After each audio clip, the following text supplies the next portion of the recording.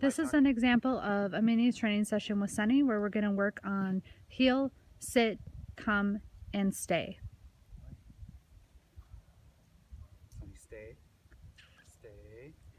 So you see Nate uses that stop sign for stay. He walks to the end of his leash and then he pulls that stop sign down to his thigh and he says come, and then we have Sunny come and sit in front of us.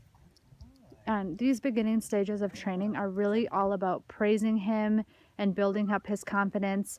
So you really want to keep it fun, but yet you do also want him to obey your commands and be obedient. So we are pretty firm and strict with him during these training sessions because we really want to solidify that we're the owner, or I mean the master, the alpha of the pack, and really solidify that he needs to listen to you. So you see Nate puts him in that stay with that stop sign, pulls that stop sign down to his thigh for come, and then we have Sunny come. So now he's going to let go of the leash and then say come, and then Sunny comes again. So we're not going way across the yard and testing this. In fact, I would recommend not letting go of the leash until you have really solidified that sit and that stay, and then going to the end of the leash and saying come. So this is just the heel, him walking in heel alongside Nate's left hand side of his body. We want him to stay either next to us or just, right parallel with our heel. We don't want him pulling ahead or leading. It's Nate leading and him in that heel position.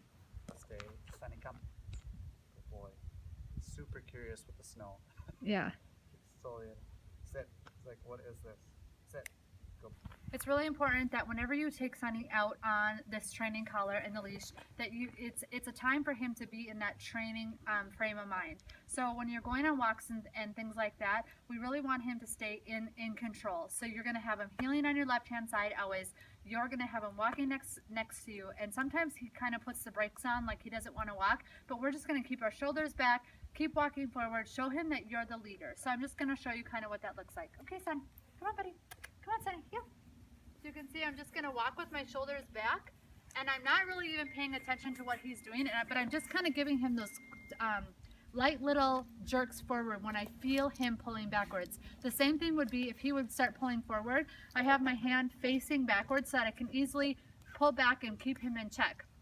These beginning training stages, it's a lot of you talking to Sunny, saying his name, building him up, telling him good boy, giving him that touch when he sits after you're healing. So really use your voice as your biggest tool to really keep him engaged with you and excited about wanting to go for walks and about wanting to learn from you. So I'm just going to show you one more time. Come on, Sunny. Sunny, heel. Sunny, heel. Good boy. Come on, buddy. Sunny, heel. So I just keep walking. Even though he's kind of lagging behind, I'm going to keep moving forward, and he just kind of keeps up. Then when we stop, we say, Sunny, sit. Good boy. And then it's lots of praise to build him up, lots of touch, so that he's excited and he's looking for that when he does what we want him to do. Another great way to incorporate those basic commands is through play. So we use a toy. We keep that leash on Sunny, and we play retrieving or fetch with him. So we throw the toy out for him. We keep him excited about it. Then when he picks it up, we say, Sunny, come. So he's hearing that command and really practicing come again. And you can see Nate's kind of teething that leash in. The reason why we keep the leash on is for control. So that way, if he would pick up the toy and run the other way, we could quick step on the end of that leash and have him come again. He loves retrieving, so it's a great way to incorporate not only those commands, but also a great way to work on exercise. He's distracted by a car. So he'll go get it, and then it'll call him by name, Sunny, come, and then we want him to bring that toy back so we can throw it again. Sunny, come. Come. Good job. Good. So this is another just really easy way to work on that sit, stay, and then the come. No. Stay. Stay. Stay. Stay. Stay. Sunny, fetch it up. Go get it. Good boy. Good boy. Sunny, come. Good. Pick it up. Come on.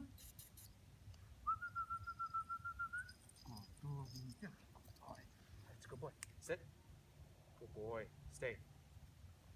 Stay. Stay. Stay. I said stay. Sit. So you can see Nate stepped on that end of the leash. That way when he broke that stay, he was still able to grab him back and put him back into that sit. So this is advanced. You know, the sit stay for fetching is kind of an advanced move. You really do want to keep the play fun of retrieving, but it's a little more of a challenge to have him sit and stay while you throw the toy out. He's doing great. Get it, go get it, go get it, go get it. Oh boy, that's a far one. Good boy. Come on, Sonny, come. Good dog, you. Come here. Good boy. That's a good dog. Lots of praise. You know what to do.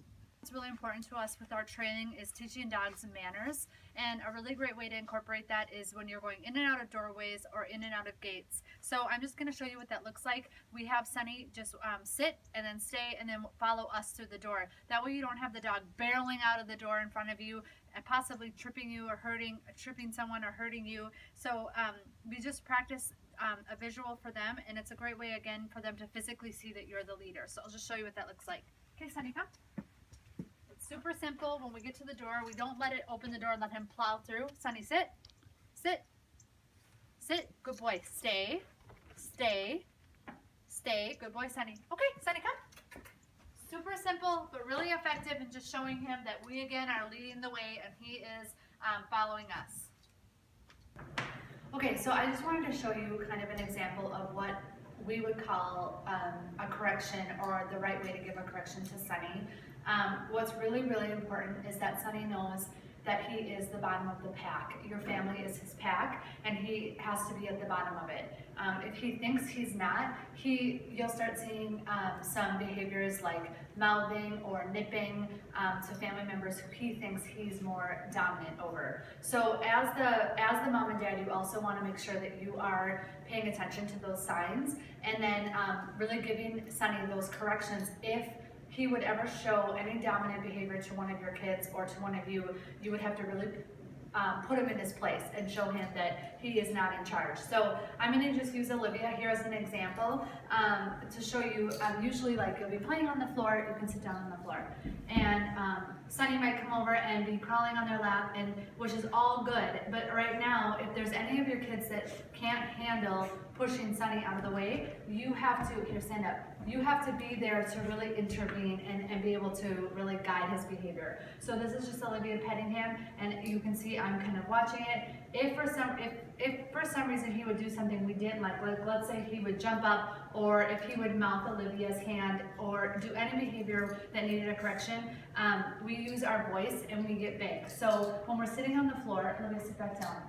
When she's sitting on the floor, you can see he'll take advantage of his position and kind of go up, and if he gets too much in her face, then we have her stand up. So let me stand back up, and she can tell him, no, Sunny.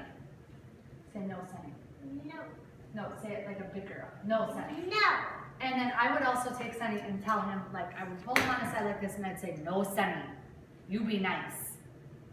So you can hear my voice totally changes, and I just kind of hold him on his side like this. Then I'll have Olivia even come and stand over him. Stand up and put your legs over his body. Stay. Just like this, straddling over his body. This is a little bit extreme. This would be like if he would growl or nip at one of your kids. Stay. You stay down. I want him to really hear submissively, and that's why I'm holding him in this position. You see I'm kind of holding his paws, my elbows kind of over his no, Sunny, stay. Kind of holding down his head a little bit, and my other hand is kind of on his stomach. I'm not putting any pressure on my elbow right now. I'm just more having it as a presence. Okay, Libby, put your hands on his tummy. No, like this. You say down. Down. So this is a great way for him to see that she's part of the correction process. Okay, you can step back and kneel down next to him. And now, after the correction has been made, and you can see he's in this submissive state, now we can reconcile, stay. We can go into the correction can be over, and we can now reconcile. So now we're gonna go back to good boy, Sunny. See, I'm still holding him here, but I'm starting to change my voice. Good boy, you're a good dog. good boy, Olivia pet him.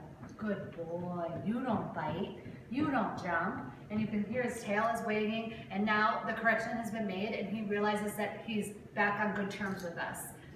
Your voice is a huge tool for you.